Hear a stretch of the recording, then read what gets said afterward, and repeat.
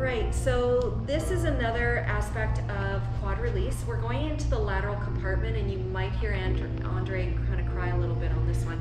So we're going to be going to an area that holds a ton of tension, and that's the lateral quad. So I'm going to ask Andre to shift his focus onto his left hip a little bit, just a little bit.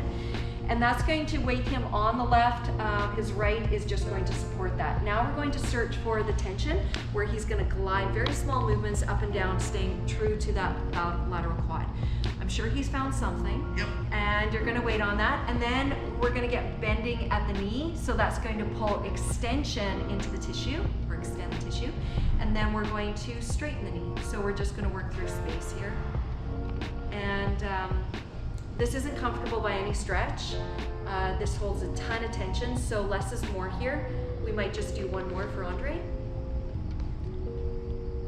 Great, and we're gonna do the other side, so we're gonna come back into prone lying, so the hips are gonna both be weighted on the roller, and then we're gonna shift our focus. Now, if we were to have Andre put his hand down, there you go, that creates a little bit more stability in the upper body, and then we can glide up and down. So if you have a shoulder issue and you're not stabilizing really well, this is definitely an option for you. We're gonna locate that tender spot, weight on it, and then we're gonna go ahead and bend the knee, extending the hip and the tissue there, and we're just rolling through that.